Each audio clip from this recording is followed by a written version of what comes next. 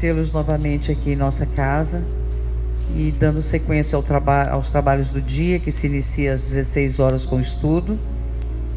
Hoje temos a presença da nossa amiga e irmã Liana, que mais uma vez vem nos brindar com seus conhecimentos, hoje num tema muito especial, que é o amor de Jesus às mulheres, nessa data que o calendário comemora o Dia da Mulher. Do livro Vida Feliz, de Joana de Ângeles, através de Divaldo. Jesus disse: não se turbe o teu coração, ensinando que a calma e a confiança em Deus devem ser o lema de toda criatura que deseja encontrar a felicidade. Nunca faltam motivos para preocupações, inquietando o coração, perturbando a vida. A existência humana é uma oportunidade de valorização dos bens eternos e de iluminação íntima. Se coloca as tuas ansiedades em Deus e lhe confias a tua vida, tudo transcorre normalmente. E se algo perturbador acontece, a serenidade assume o controle da situação e age com acerto. Deste modo, não te permitas turbar o coração nem a mente ante as ocorrências mal sucedidas. Cerrando os nossos olhos, vamos agradecer ao Pai a oportunidade que nos concede de fazer essa feliz escolha de estarmos aqui reunidos, para buscarmos aprimorar os nossos conhecimentos, mas sobretudo vivenciar os ensinamentos do nosso Pai. Que todos nós aqui presentes, assim como os nossos amigos através da internet, possam receber as bênçãos de Deus, nosso Pai misericordioso.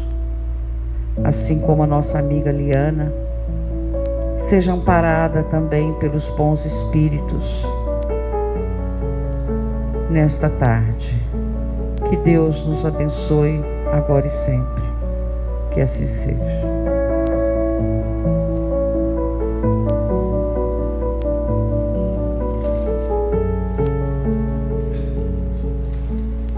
Boa tarde a todos. É uma alegria muito grande poder estar aqui de novo, nessa casa tão querida, que nos acolhe sempre com tanto carinho, com tanta dedicação, com tanta presteza. E gostaria de, antes de iniciar a nossa reflexão, trazer aqui o abraço do Centro Espírita Semeadores do Bem, do qual eu faço parte como trabalhadora voluntária. E hoje, especialmente no Dia Internacional da Mulher, é uma alegria poder falar sobre o amor que Jesus sempre dispensou às mulheres. Jesus que sempre teve um olhar diferenciado, que amou de forma incondicional, que resgatou a mulher de uma situação a qual ela era invisível, restituindo-a o patamar de dignidade que lhe era lícito desde o início da criação. Então nós vamos começar a nossa reflexão, primeiro a gente tentando entender um pouquinho mais o papel de Jesus nesse contexto dessa sociedade culturalmente machista que era a cultura judaica. Porque é tão importante que a gente destaque no Evangelho algumas passagens. As mulheres, na verdade, sempre tiveram um papel muito importante dentro do Evangelho de Jesus. Não só como testemunhas-chave, testemunhas oculares dos acontecimentos da época, mas muitas delas protagonizaram momentos de extrema importância para todos nós. Como são muitas as mulheres e são muitas as passagens, eu resolvi elencar algumas do Novo Testamento, óbvio, mas nós vamos falar sobre a mulher adúltera, depois falamos sobre Maria Madalena, depois o encontro de Jesus com Marta e Maria e finalmente sobre a nossa Mãe Santíssima Maria de Nazaré. Então vamos lá?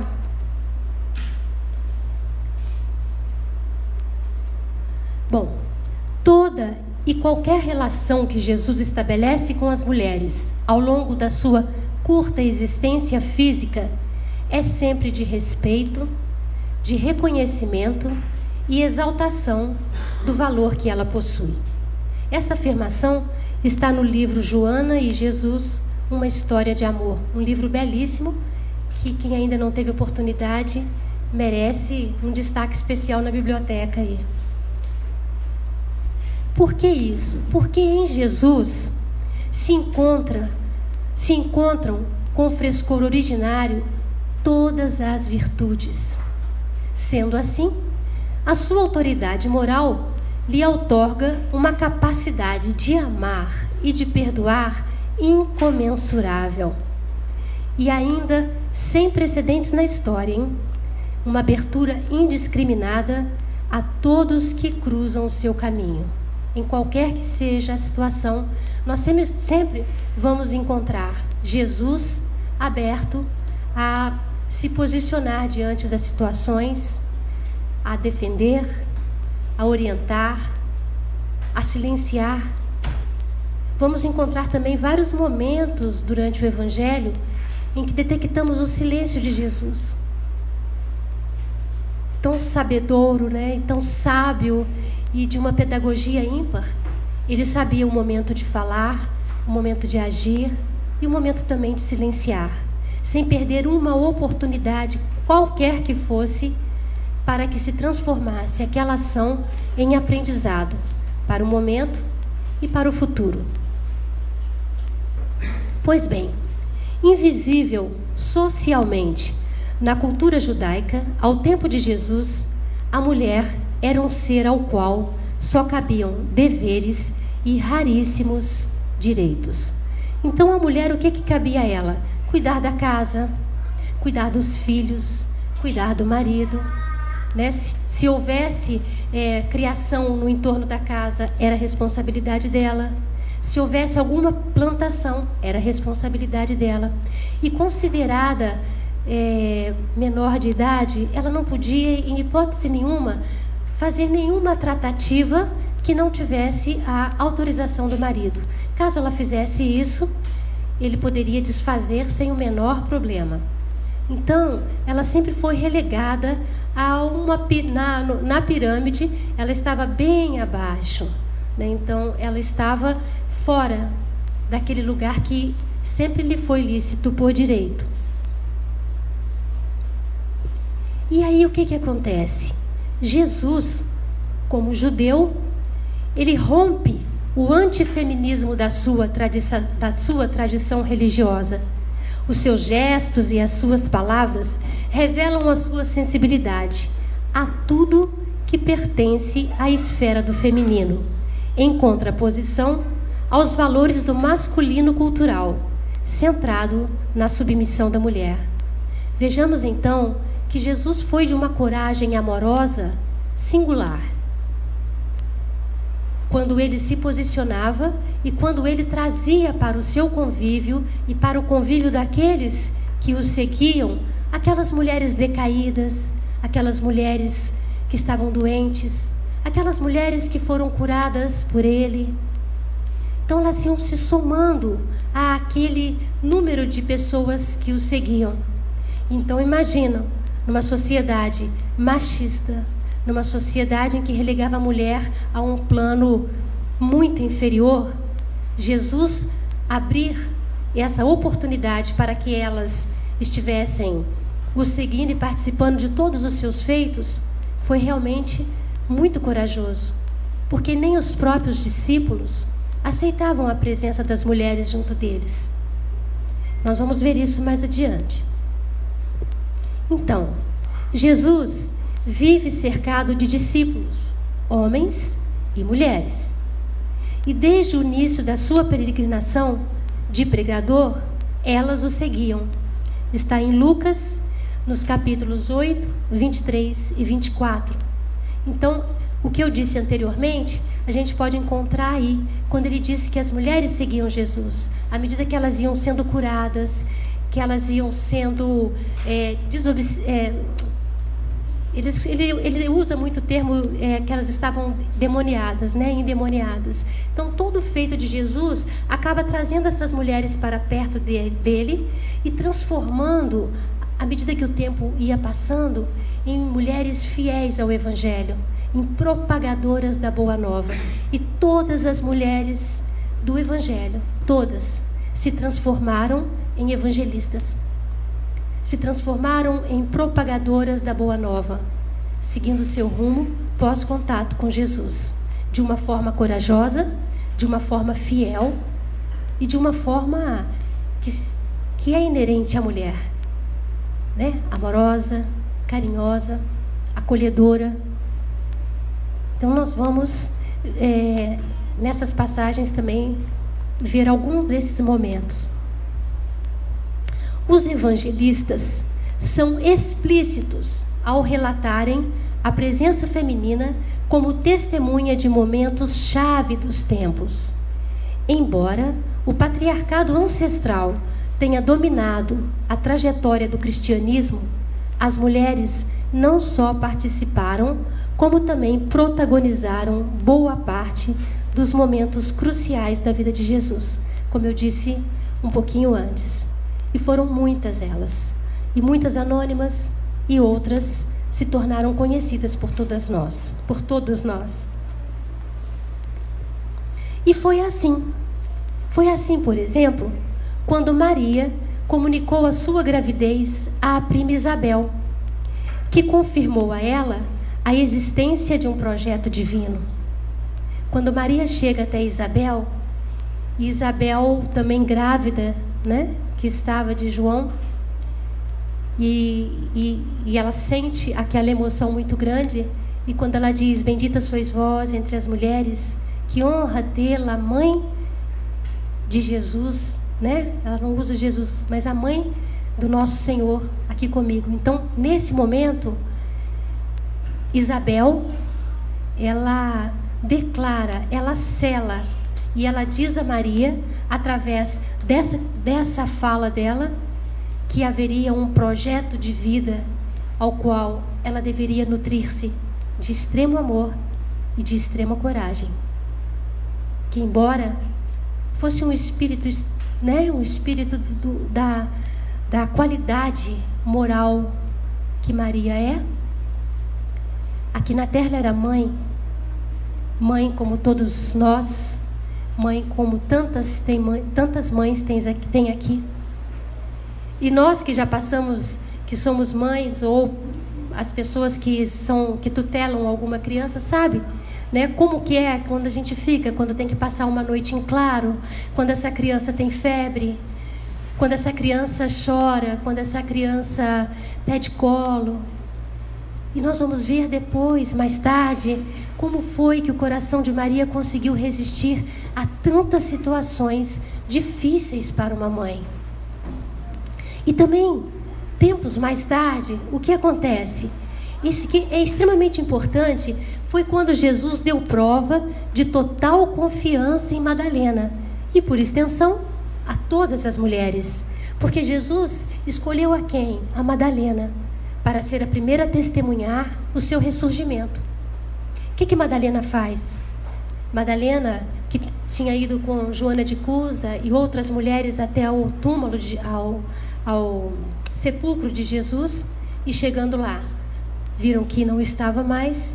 As mulheres voltam para Jerusalém para avisar. E ela, depois do encontro com o mestre, procura os discípulos para contar com muita alegria, com muito entusiasmo, que Jesus tinha ressurgido. E eles aceitaram? Não, de jeito nenhum. Como assim? Como Jesus vai aparecer para você, logo para você? Porque Jesus não apareceu para um de nós. Apenas Maria, mãe de Jesus, acreditou em Madalena. e pediu a ela que contasse todos os detalhes daquele ocorrido. Então são dois momentos dentro do Evangelho de extrema importância para a gente entender que nada vindo de Jesus, nada é o acaso.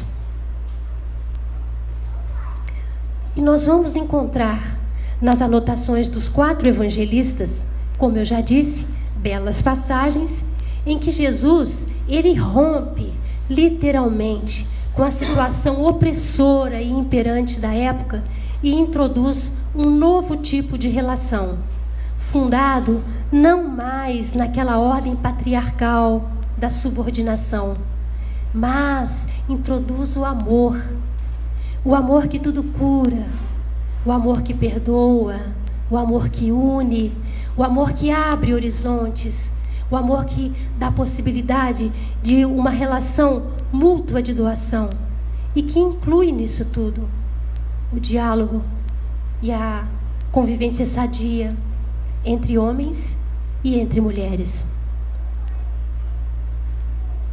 Então nós vamos ver agora, daquelas passagens que eu citei, vamos pela primeira passagem, que é a mulher adúltera. Vou tomar uma aguinha aqui, peraí.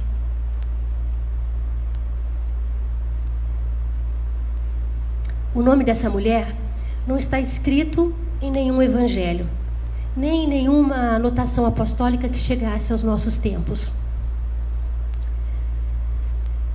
Jesus, e sabemos também que esta anotação está apenas no Evangelho de João. Os outros evangelistas não anotaram, o que nos leva a acreditar que João presenciou essa cena. A época era uma época de festa dos tabernáculos, e era o final da festa dos tabernáculos. Então a gente imagina que a cidade estava ainda muito movimentada, né?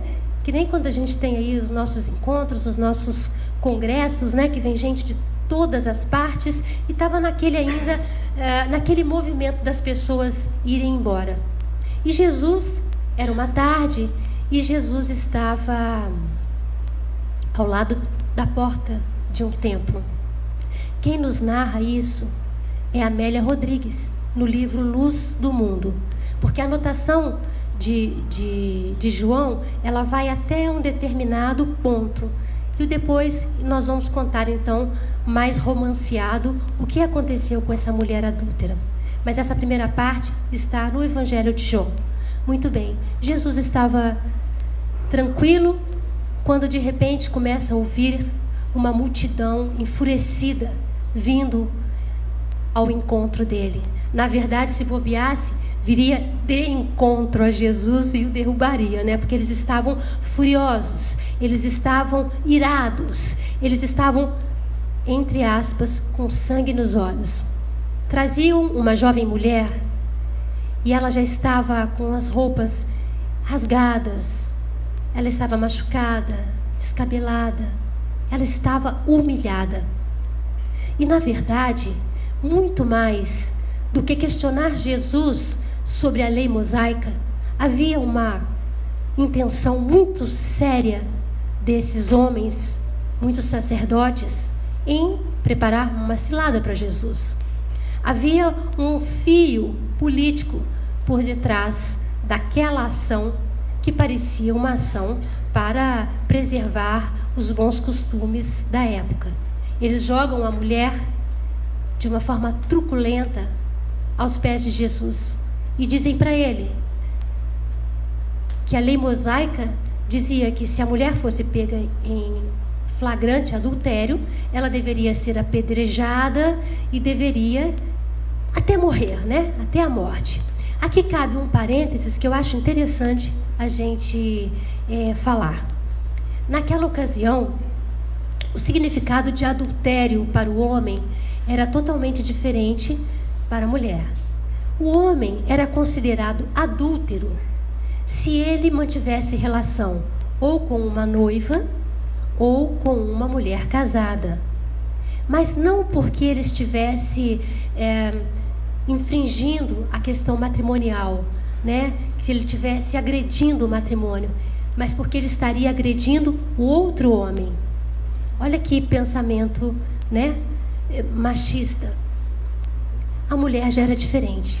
Se a mulher fosse suspeita, apenas suspeita, de estar em estado de adultério, ela era obrigada a passar por uma prova, chamada de água amarga. Então eles preparavam uma água com um pó que era retirado do templo. Não se sabe o que tinha nesse pó, mas devia ser uma coisa terrível. Então, se a mulher tomasse a água e ela vomitasse, ou ela passasse mal dias depois, aí era a prova inconteste, segundo eles, de que ela teria cometido adultério. Isso se fosse suspeita. Caso viesse ser confirmado, então ela iria para a penalidade máxima, que seria o apedrejamento em local público. Agora, se ela tivesse sido pega em flagrante, já ia direto para o apedrejamento. Uma outra situação também que não entra na nossa cabeça, né, nos tempos de hoje, se uma mulher fosse violentada nos muros da cidade, dentro dos muros da cidade, ela também era considerada adúltera, porque segundo eles, se ela tivesse gritado, se ela tivesse pedido socorro, ela teria sido ajudada. Como ninguém ouviu, né? E geralmente nesses casos não se ouve, né? Convenientemente não se ouve, então ela também iria para o apedrejamento. Muito bem, então, uma vez perguntada a Jesus, da forma como foi perguntada, o que ele achava, qual era a opinião dele, Jesus, da maneira mais mansa, mas usando de toda a sua autoridade moral, ele agacha-se e começa a grafar na areia. Alguns estudiosos dizem que eram palavras, outros que eram símbolos, outros dizem que ali ele grafava alguns símbolos e algumas palavras que indicavam todas as mazelas daqueles homens que estavam acusando. Então eles olhavam para o que Jesus estava escrevendo e liam: caluniador, todas as traidor, né, ladrão. E aí, mas isso aí a gente até hoje não se tem uma posição clara sobre isso, e também aqui para nós, né, não vamos entrar nesse caminho, mas são algumas informações que sempre acabam ilustrando um pouco a nossa fala. Muito bem, eles tornam a perguntar para Jesus, e é então que Jesus se levanta e corre o olhar por toda aquela multidão, muito lentamente. E o olhar de Jesus é tão importante, é tão penetrante, que ele cala profundamente no coração daquela gente. E ele diz: aquele que estiver entre vós sem pecado, seja o primeiro que lhe atire a primeira pedra. E o que acontece? Vai saindo um por um, tipo assim, de costa. Vai saindo um por um, dos mais velhos aos mais novos, né? Os mais velhos com mais pecados, os mais velhos com mais erros, os mais velhos com mais equívocos. Então eles vão se retirando, até que fica Jesus e a mulher. E ela, ainda se sentindo tão humilhada que estava, não consegue levantar os olhos para Jesus. E Jesus pergunta a ela: onde estão as pessoas que te acusaram? Eles te condenaram? E ela diz: não, Senhor, eles não estão aqui, eles não me condenaram. Jesus olha profundamente nos olhos dessa mulher e diz: não sou eu que vou te condenar. Vá em paz e não peques mais. Então, no Evangelho de João, a história para aí. Mas a nossa querida Amélia Rodrigues, no livro Luz do Mundo, dá uma esticada nessa história e ela nos conta o que foi que aconteceu com a mulher adúltera. E é muito interessante. Segundo Amélia Rodrigues, esta mulher volta à noite a procurar Jesus na casa em que ele estava hospedado. Jesus acolhe novamente E ela conta para ele, ela não diz que ela não fez, né? Ela assume a sua delinquência, mas conta para ele que ela casou muito nova, como era de tradição, e que logo depois do casamento, o marido voltou a ter práticas de um homem solteiro, né? Caiu na esbórnia e a tratava muito mal. Ele era muito rude com ela, ele era sovina, ele a tratava mal demais. E nesse ínterim, acontece o quê? Aparece o sedutor. E ela, carente de amor que estava, se deixa seduzir por este homem, que a trata bem, com respeito, que lhe dá mimos, pequenos mimos, e então acontece o fato. E é muito interessante que essa conversa vai acontecendo, e no final, ao se despedir, Jesus tem uma fala para ela tão linda que eu fiz questão de anotar aqui para não perder a essência. Ele diz assim: há sempre um lugar no rebanho do amor para as ovelhas que retornam e desejam avançar. Onde quer que vás, eu estarei contigo, e a luz da verdade, no archote do bem, brilhará à frente, clareando o teu caminho. Uma fala profética, porque 10 anos depois nós vamos encontrar essa mulher numa outra cidadezinha chamada Tiro. Onde ela está? Numa casa humilde, atendendo aos peregrinos, cuidando de suas chagas, cuidando de suas dores, dando-lhes o que comer na trajetória. Era mais uma casa do caminho que se abria sob a coordenação de uma mulher. E o tempo passa, e uma certa tarde levam até esta mulher um homem moribundo, quase morrendo. Ela olha, cuida de suas chagas, e entre um caldo quente que ela lhe oferece e uma chaga que ela cuida, ela fala sobre Jesus. Ela fala sobre a boa nova. Ela conforta o coração daquele homem. Quando ela fala sobre Jesus, ele diz: eu o conheci, eu o odiei há 10 anos atrás, quando ele foi a favor da mulher adúltera, a minha esposa, e não deu sequer uma palavra comigo. Naquele momento, o coração daquela mulher é tomado de uma emoção gigantesca, porque a remissão de uma situação tão dolorosa que ela carregou durante tanto tempo acontece naquele momento. Ela segura as mãos daquele homem, o reconhece como o seu ex-marido, mas não diz a ele que ela o reconheceu. Ela apenas diz que ele descanse, que ela velará sobre o seu sono, que tanto ela quanto ele já haviam encontrado Jesus. Então é uma passagem que comove muito a gente, né? Porque quando a gente pensa, né? Ah, tá, aconteceu isso assim, assim no Evangelho, mas e depois? O que aconteceu com aquela pessoa? Para onde que ela foi? O que ela fez? Ela ressignificou a sua vida? Ela deu continuidade? Não é? A gente fica com essa questão. E em muitos lugares nós vamos encontrar esse depois dessas personagens todas. Muito bem. Então a gente chega agora para a nossa querida Maria de Magdala, ou Maria Madalena, que é uma história também muito bonita.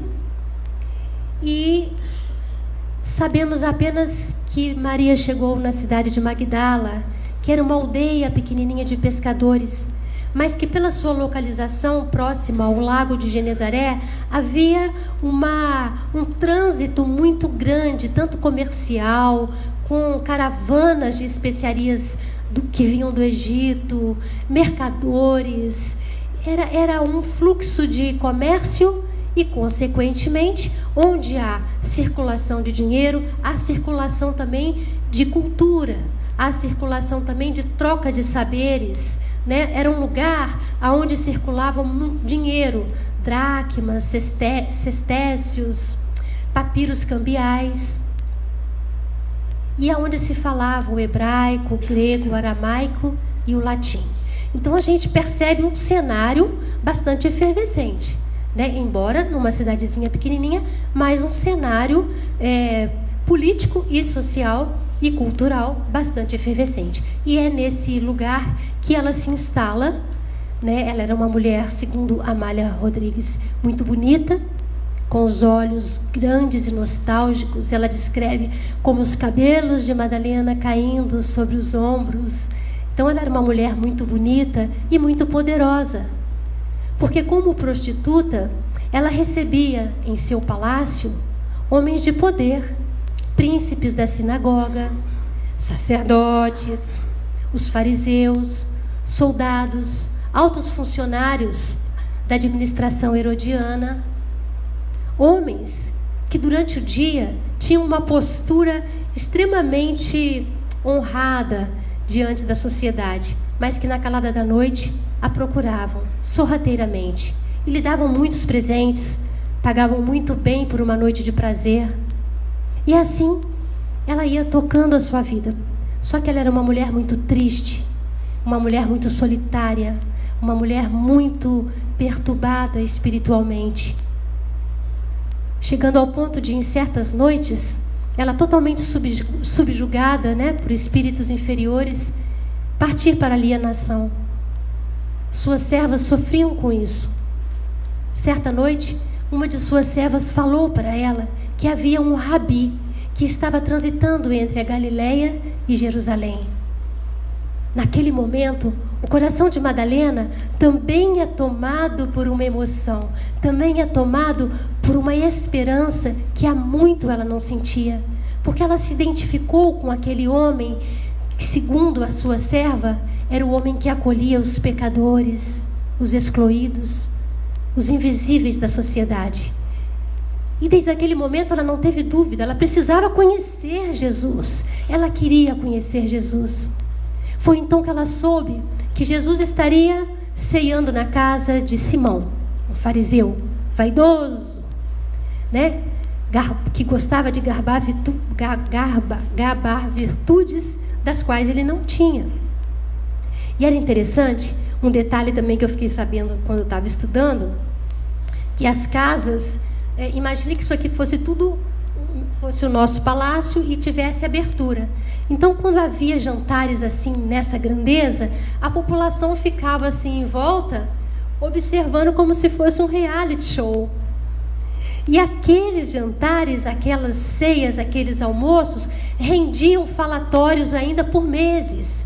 Então, também era importante para o status quo do dono da casa, no caso do fariseu, que a população assistisse, né? Então era quem estava, como estava, o que foi servido, o que foi... Era uma diversão para eles, uma situação como essa.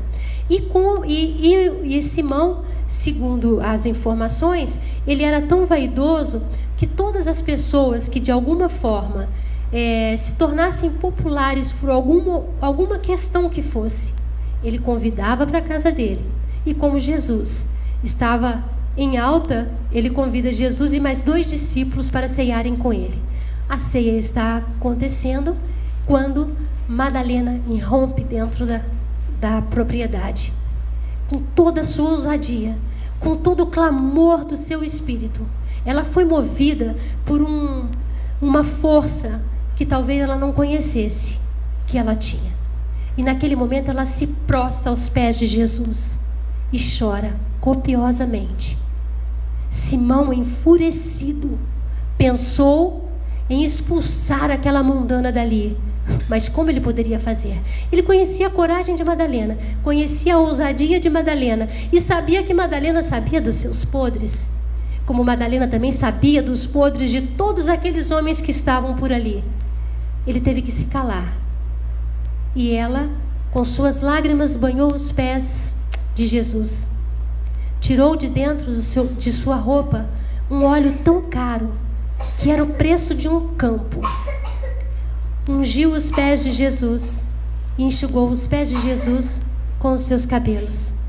Jesus, com toda a sua serenidade, com toda a sua propriedade e autoridade moral, fala para ela que todos os seus pecados estavam sendo perdoados. A fé de Madalena a curou nesse sentido moral e disse a ela: vai em paz, seus pecados estão perdoados. E ela sai. E o vaidoso fariseu não recebeu Jesus com um beijo. Ele não ofereceu água limpa para lavar e refrescar os pés de Jesus, como era a tradição, e nem tampouco ungiu-lhe a cabeça com óleo, como mandava a tradição. De que ele recebeu Jesus, mas para uma figuração na casa dele, porque ele não o recebeu com o respeito e como a tradição mandava.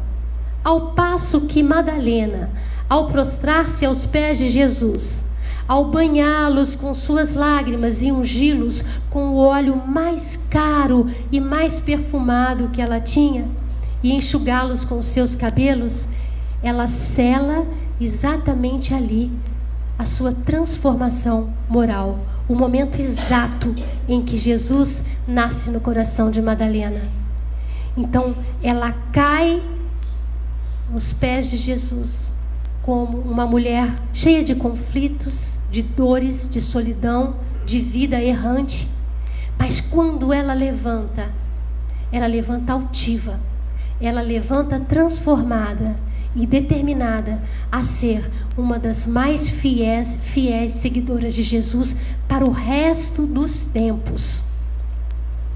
Isso nos faz lembrar também aqui, estou lembrando agora, o mesmo aconteceu com Paulo, enquanto Saulo de Tarso na estrada de Damasco. Ele estava no cavalo, encontra com Jesus, e aquele encontro foi tão impactante que Saulo cai como Saulo, mas quando ele se levanta, ele já se levanta como Paulo, né? Então, assim, são movimentos muito icônicos, né, de queda e de ascensão, que nós podemos trazer para a nossa vida. Quantas vezes a gente cai, com todas as oportunidades de levantar, ressignificando, né, aquele tombo. Sempre tem essa possibilidade de ressignificar. Bom, daí nós vamos chegar numa passagem que é uma passagem muito interessante também.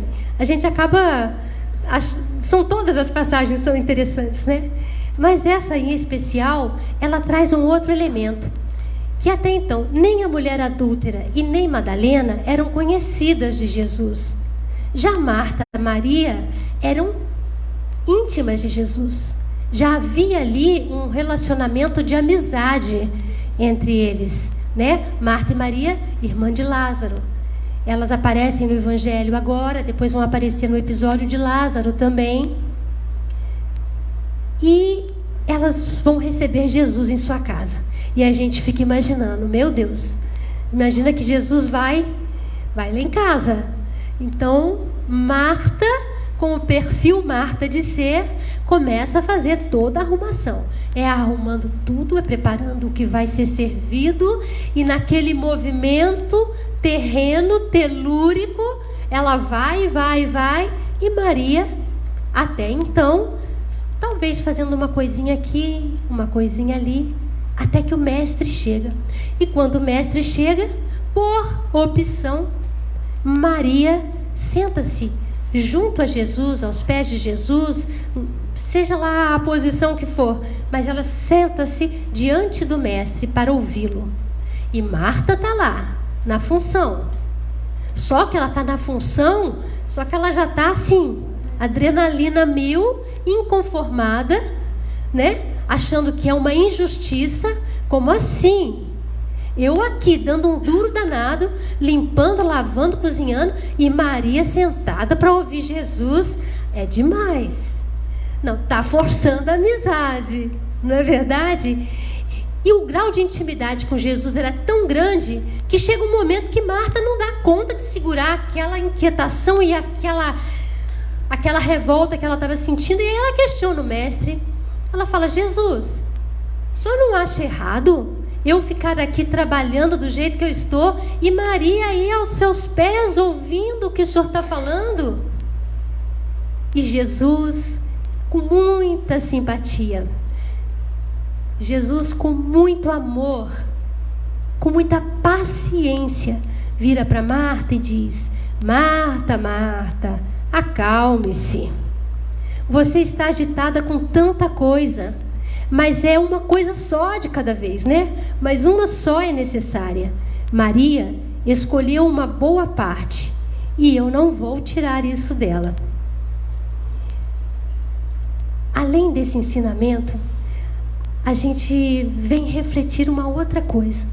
Jesus aqui também está falando de uma outra coisa, sobre o tempo, né? O que a gente está fazendo com o nosso tempo? O tempo era igual para as duas. As duas fizeram opções diferentes. E nós, no nosso dia a dia também, através do nosso livre-arbítrio, fazemos opções todo o tempo. Escolhas e omissões. Escolhas e omissões. E todas as duas com consequências para a nossa evolução espiritual. Então a gente precisa pensar na qualidade desse tempo. O que nós estamos... Qual é a prioridade desse tempo hoje para nós que já sabemos que somos espíritos imortais em franca evolução? Será que nós estamos nos preocupando em progredir na horizontal até que um dia a gente chegue lá? Ou será que nós estamos tendo esforço suficiente para que nós possamos evoluir na vertical? Qual é a nossa prioridade? É como aquela velha história, né? Temos um vidro na mão, temos que colocar nesse vidro pedras grandes, pedras médias e areia. Se nós colocarmos a areia e as pedras médias, as pedras grandes não vão entrar nesse vidro. Se invertermos, enquanto nós não descobrirmos o que é a prioridade, no caso dessa tarefa, de colocar os 3 elementos dentro do vidro, nós não vamos conseguir. E assim é na nossa vida.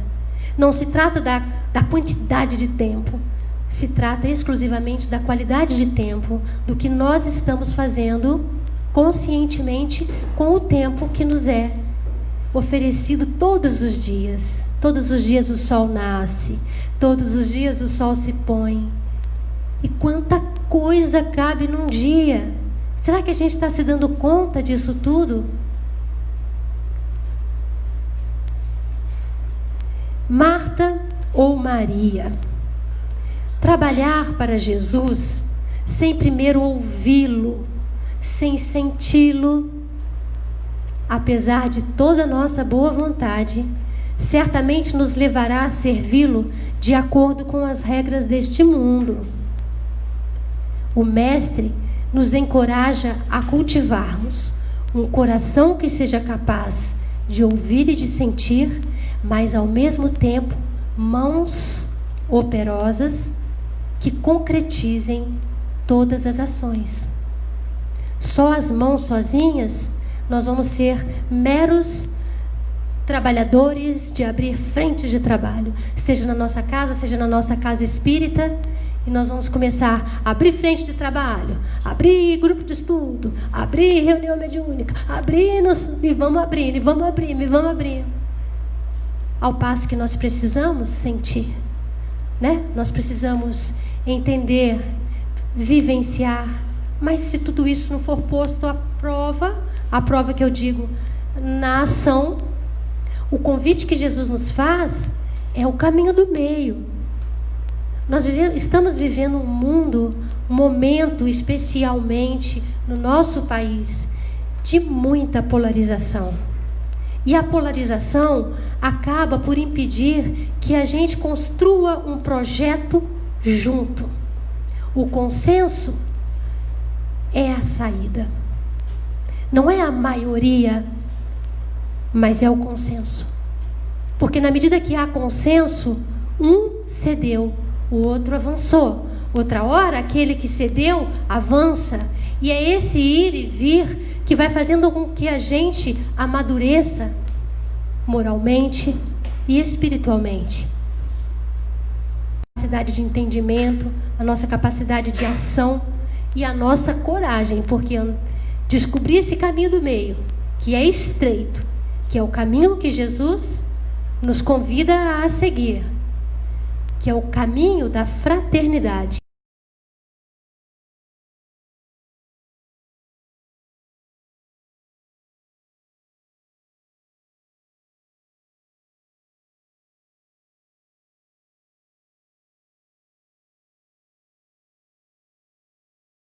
Por fim, nossa Maria de Nazaré, nossa Mãe Santíssima, Maria, Mãe de Jesus. Maria que muito jovem recebe a visita de um espírito superior a dizer-lhe que ela dará à luz a um menino e esse menino se chamará Jesus. Maria que pare esta criança sem a menor condição, estrutura, simplesmente com o testemunho das estrelas, de alguns animais e posteriormente de algumas pessoas muito simples, pastores. Pare esse menino que vem ao mundo de uma forma simples e humilde para dizer como seria o seu apostolado. Maria que cuida dessa criança enquanto é pequena ao lado do seu companheiro, do seu esposo José, corajoso José, um espírito extremamente iluminado. Maria que como mãe sente a primeira dor da perda quando, voltando das festas da Páscoa em Jerusalém, percebe que o seu menino, mais ou menos pelos 12 anos, não estava na caravana de volta junto com todas as pessoas. Desespera, coração aperta. Onde está meu filho?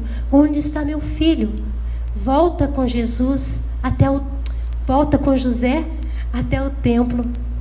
E quando adentra o templo, vê o seu menino rodeado de homens sábios a conversar e todos olhando para ele. Como qualquer mãe faria, ela entra e diz: meu filho, por que fizeste isso? Por que fizeste isso comigo e com teu pai? Há 3 dias estamos procurando você, estamos desesperados. E com a mesma serenidade que depois, lá na frente, quando ele já começou o seu trabalho de apostolado, seu trabalho messiânico, ele vira para Maria e diz: por que estás assim, tão assustada, tão atribulada? Por acaso não sabe que estou aqui cuidando das coisas de meu pai? Ah, fala sério. Né? E Jesus fala isso. Mas naquele momento, aquela fala de Jesus dá a real dimensão para Maria de que ela não poderia seguir o seu filho até o fim dos seus dias. Como mãe, ela sabia que seria muito difícil, porque ali mais um momento divino é revelado a ela. Seu filho era realmente o Messias. É Maria que visita, isso eu perdi, já passei esse.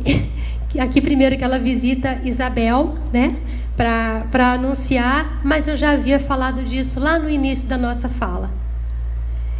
E depois é Maria também atuando de uma forma decisiva nas bodas de Caná da Galileia, quando Jesus obedece à ordem de sua mãe. Falta vinho na festa. Ela diz para ele que falta vinho na festa. Ele diz que ele não estava pronto, mas ela disse: é hora, meu filho, a hora chegou. Então, a primeira manifestação pública, né, desse dom de Jesus, Maria é a mulher, a mãe, que diz a ele: a hora chegou.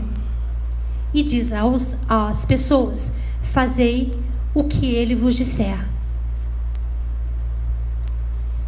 E é Maria também que junto à cruz, o vulto agoniado de Maria produzia indelével impressão, que fizera Jesus por merecer tão amargas penas. Essa aí é uma passagem, gente, que vale a pena. Quem não leu, quem não tem o livro Boa Nova, é bom, porque ele é sensacional. E ele descreve de uma forma... Nossa, a gente chora. Porque Maria, aqui é a mãe, é a mulher que está dizendo, né? Por que Jesus aconteceu isso com ele? Um homem que só fez o bem, um homem que curou, que acolheu, que protegeu, que lutou, que se colocou na linha de frente, que nunca fez mal a ninguém. Por quê? Porque o meu filho está nessa situação. Então a gente vai perceber que Maria foi até o final, até receber seu filho sem vida nos braços. E depois ela segue também a sua trajetória ao lado de João, e também com mais uma casa do caminho, ela passa até o final dos seus dias, atendendo aos peregrinos, curando, porque também curava, acolhendo, protegendo, até que suas forças vão se esvaindo e ela é finalmente recebida por Jesus. Ele vem buscá-la. E tamanha é a grandeza de Maria, que mesmo podendo ascender a espiritualidade naquele momento, onde legiões de anjos desceram para recebê-la ao céu, ela primeiro vai até um grupo de cristãos que iam ser sacrificados na arena, para consolá-los antes de ascender. Ela realmente é a mulher, nossa mãe. Já na nossa reta final, faltando 5 minutinhos, para além e antes mesmo de ser a personalidade histórica que dividiu o curso da conduta moral da humanidade, Jesus, nosso modelo e guia, é o mais belo poema de amor que já tivemos notícias. É uma inspiração como modelo de homem ideal para um planeta ideal, como confirmaram os espíritos superiores Allan Kardec em O Livro dos Espíritos. Com amor, compaixão, respeito e confiança, resgatou o universo feminino, recolocando-o no patamar de dignidade que sempre lhe foi lícito pelo princípio da criação.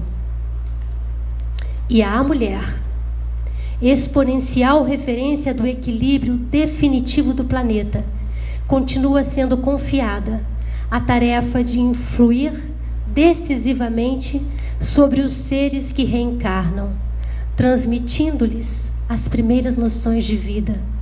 Somos iguais perante Deus, temos os mesmos direitos e deveres, porque a nós foi outorgada a inteligência do bem e do mal e a faculdade de progredirmos, de aprendermos com os nossos erros e de potencializarmos e melhorarmos os nossos acertos, a nossa própria história.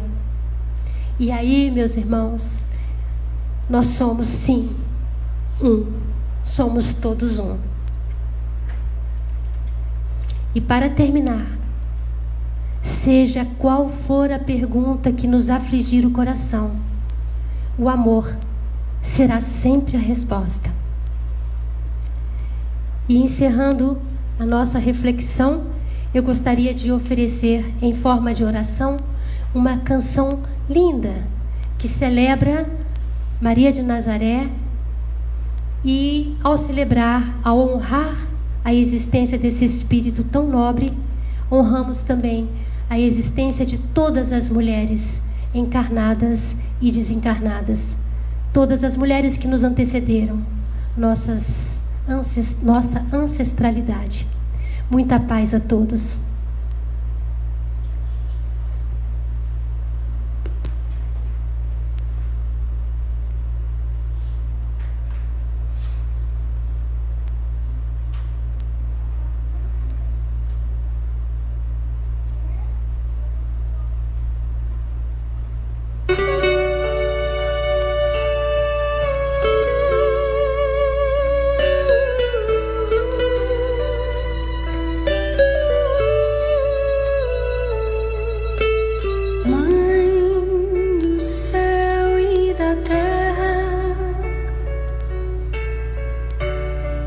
de amor contagiante,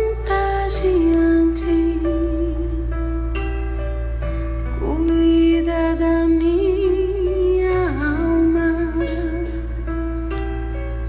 neste caminho